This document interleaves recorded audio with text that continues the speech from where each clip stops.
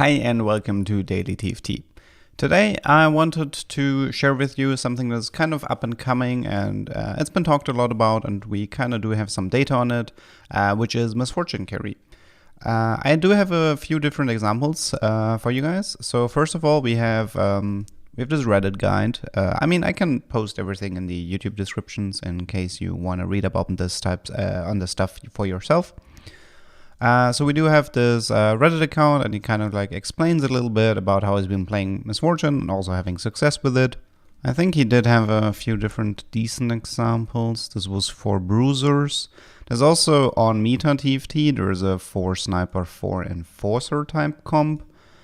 And there was one more I thought it was pretty interesting. I think it was this one. Yeah, this is the usual board he plays. That's the one I was looking for. So yeah, it's 4 snipers, 4 enforcer, Sejuani Jace as your front line, Misfortune as usually, you go towards 3-star Misfortune, and either 3-star Misfortune or pivot into Zeri, playing those as your main win conditions. Physical items can go onto Jhin. This comp has been doing pretty well. If we go to Meta TFT, it's not at the top, but it's definitely an up-and-coming strategies. Average placements of 4.43. Doesn't have that high of a pick rate just yet, but overall definitely a comp to pay attention towards. Now, to do a little bit convincing on this comp. Now, I haven't actually played this comp too much myself, but there is a person outside of the Reddit guy, there's a person I want to show you. So right now in Germany, we have these German qualifiers for a German league. And those qualifiers are really brutal. They go from 265 players to 16 players. And you pretty much need to win 3 or 4 out of 5 games to actually have a chance at advancing. It's extremely brutal. I got super lucky on my first one. But on the second one, something extremely interesting happened. Because normally you would expect, if you have 5 games, and you need to advance, you'd expect it to be only super high elo players, challenger players, extremely strong players, etc. But this guy is pretty interesting. So this guy, he is Platinum 4. He probably used to be he used to be a diamond player, whatever. And he doesn't he doesn't have that that impressive of a match history, let's say it like this. But I still want to mention this guy because we have to look at these normal games here. So these 5 normal games are part of the qualifier. Now obviously the lobbies are fairly mixed between low and high elo players, but still it doesn't change that getting consecutive wins, getting consecutive top 2s, etc., it wasn't easy in this qualifier. And I want you to pay attention towards what he played. So here we have a 4 enforcer, 4 sniper type comp. Here we have, Aurelia 3-star, that's pretty impressive. Misfortune 3-star, Misfortune 3-star, Misfortune 3-star, and he ended up advancing. So a Platinum 4 players managed to make it through one of the most brutal qualifiers that even high elo challengers ended up not making it by playing Misfortune comp. So there clearly is something towards this comp. This comp is clearly legit, and it's something you should keep in mind or try out for yourself. But before we wrap up this video, there is a tip I want you to give before trying out this comp, and also some advice for playing against it. Now, first of all, my tip has to do with the stage 3-2.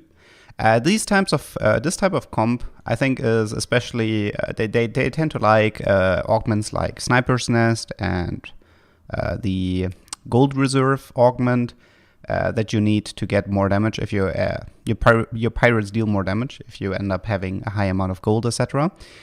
So what you need to remember for Sniper's Nest and Gold Reserve is Sniper's Nest can only appear in stage 3-3 if you have the 2 sniper trait active in 3-2.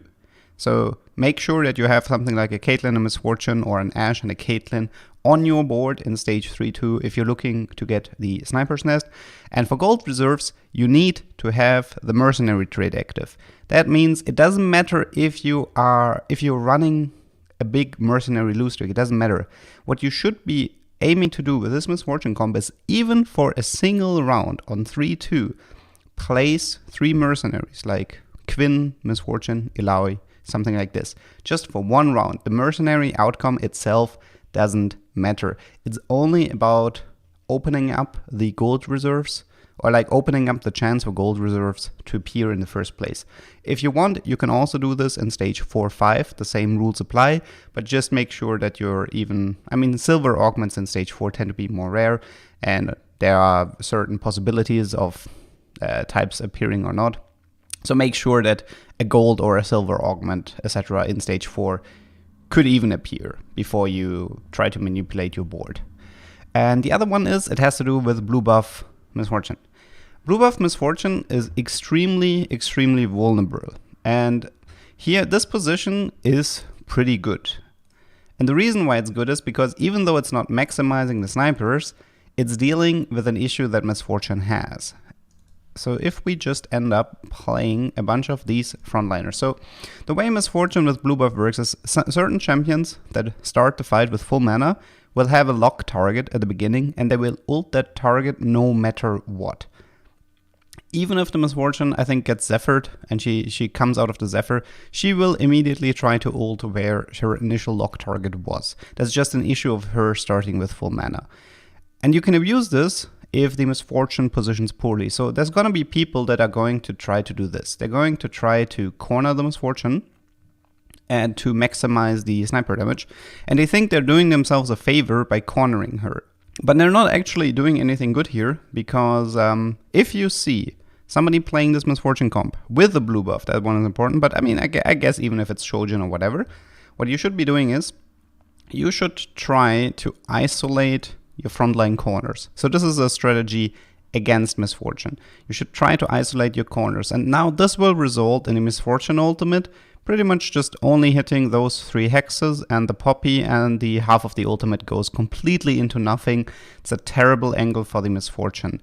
This is so, just keep in mind that a blue buff Misfortune can be heavily abused if she ends up being positioned poorly. And this is why you should place her more towards the middle, preferably, I think, on this hex here or this hex here, and then it's much more difficult to outplay the Misfortune, because she will end up getting a pretty solid ultimate on the front row for her first ultimate. And yeah, I would say that was it for me today. Feel free to try out this comp, and feel free to report in the comments if you had any success with it. Other than that, that was it for me today. See you guys tomorrow.